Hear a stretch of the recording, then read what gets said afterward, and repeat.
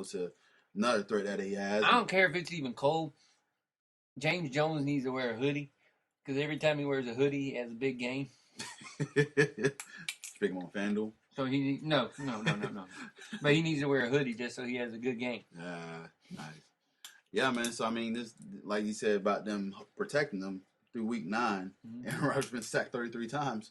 They need to come now. This all hinges on how they came out and play on offense and they block up front because Arizona, one of the better defenses in the league, so they need to come out, block up front, and they need to find a way to slow down Carson Palmer and Fitzpatrick and all the rest of them. David Johnson, the running back. Because Arizona gets a lot of love for their defense. Their offense is ridiculous too. The resurgence of all the old people that they got, and has been one of the key stories to their comeback this year. Yeah, they're like you said, their offense is really solid, man. And you want to talk about a complete team. Arizona can boast that, and they have threats all around. Like you said, Larry Fitzgerald was a few years ago. You think like, okay, well he's done, and then all of a sudden, he's done all right. Got 2,000, 1,500 yards. Slow it out there. Me and my some of my coworkers talking about the absence of Jordy Nelson. I mean, do you think it's showing now, or it was showing throughout the year? Last week it didn't show so much because they came out and they played the way they're capable of playing. But later on in the year, it showed because teams were starting to eyeball in on Randall Cobb taking him away and game planning around that. And it doesn't help when your running game doesn't really help you that much. Oh, yeah, when Falacy. What you call him, Falacy? Fat Lacy, yeah. When Falacy can't get going, it hurts. Yeah, and But last week, both of their running backs were able to get going, and it took a lot of pressure off, and you seen what happened. Yeah. This is going to be a fun matchup to watch. Your must-watch between 1 and 4. I know you already done picked. Yeah. You got this as 4. Yeah, this is 4. I'll still watch it, but it's 4. It's 4. If it's going to go, I don't know how this is going to go, but to me, honestly, yeah, I think this is 4. And this is a close 4-3 because I think Aaron Rodgers, he's got some pride. I think that the game will be closer this time around. But in case it don't, I did pick Arizona Cardinals defense on the FanDuel, so yeah. Well, prediction for this game. What's your score and who you got? I take Green Bay to win. You got Green Bay to real? Mm-hmm. Oh, okay. Man, it's hard against counting against Aaron Rodgers in the playoff. But I think this Arizona team is for real. And I think they're going to win. I think they win by 10 points. I think Arizona will win, pull it out, and get it win in their advance to the NFC title game. We'll know tonight. We should know tonight. All right, moving forward, we got... Maybe you're asleep by the time. We have the third game, which is going this way at 1:05 p.m. on Sunday. Sunday. I like doing that. I couldn't tell. Yeah. These two teams met in Week 5 in Seattle. Carolina won in an nail-biter, 27-23. This is where Greg Olsen torched them 7 for 131 yards. Without Cam Chancellor. And then the game-winning touchdown. As Kevin said, they beat them without Cam Chancellor. The Seahawks escaped defeat last week, barely won 10-9. Thanks to laces out. Yeah, thanks to the kicker that I guess can't kick in the cold. He kicked it with the laces the first time, and then the second time it just cost him. So they said what happened was he got scared off of the Richard Sherman coming off the corner on the last one and getting so close. Yeah, that he got scared and was trying to kick it away from what side he was on. He did. Yeah. First of all, talk about that game, man. We watched that game, and you was like, he missed it. If you tell me the Seattle Seahawks ain't one of the damnedest teams when it comes to getting luck, they are. They're one of the damnedest teams when it comes to getting luck that I've ever seen. And, I mean, it's one of those things to where you need one thing to break for you to make it to the Super Bowl. There's your break. That's your break that you needed. Now you know you can't come out and depend on everything, that you already got your one lucky football god bounce. Mm-hmm. So now you need to come out and play your ball game. Oh yeah, you're playing in what, -3 weather, but wind that's chill. Shit. It's ridiculous. You can see the players breathing on the field from the TV, and it was like the best part was when they showed the crowd. It looked like a big ass choo-choo train. People with beers in the crowd had like, I don't know, icicles. Was it just slob or icicles? Beer? It was something. They was probably slobbing or spitting the whole Somebody game. Somebody said they bought a beer, brought it out, and it froze. That's great. Oh man, so this is the coldest beer you'll ever have at a football game. All right, your must watch. Number one. Number one. The Seattle game is number one to me. Gotcha. This is the ball game. This is the ball game right here. I expect both teams to beat the holy dog mess out of each other. This is gonna be fun to watch, and like you said, mine's number 2 because of another time, but we'll talk about that later. Yeah, I go with number 2 here, but I expect this game to be in similar fashion, a close game.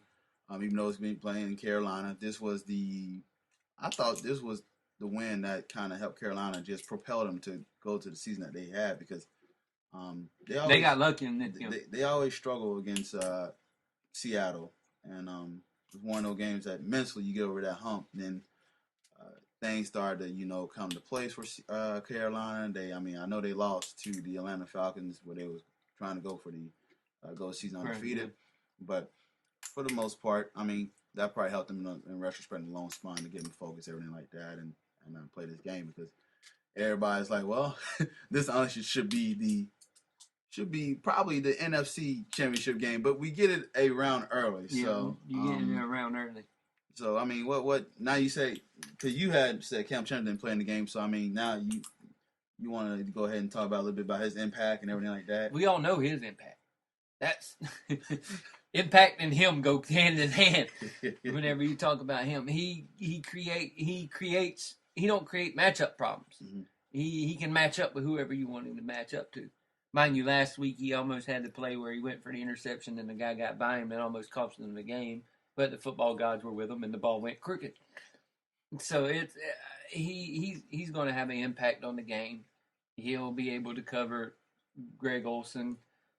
Gives them a lot more. It gives everybody on that defense a lot more freedom when he's in the game. Yeah, the thing about him too, we already know about the size he brings and everything like that. But Michael Bennett, last week, Michael Bennett 8 children was everywhere. He ate everybody lunch. He was everywhere. He was beating guards, tackles, running backs, centers, hot dog vendors. I don't even think there was a hot dog vendor there, though. But if it was, yeah. If it was, he was beating everyone. And I look for him to have sort of the same kind of impact today as well. Oh, yeah. No one saying it's going to be fun. Now, talk about this matchup between Wilson and Cam Newton. 2 different styles. Well, no, 2. Quarterbacks are what it is now. It's going to that era where 2 the same style quarterbacks doing it completely different ways. There we go. That's what I was looking forward to. No worry, I got you. Thank you, sir. I got you. Yeah, that matchup is going to be fun to watch. Russell was coming on as of late too, even though last week.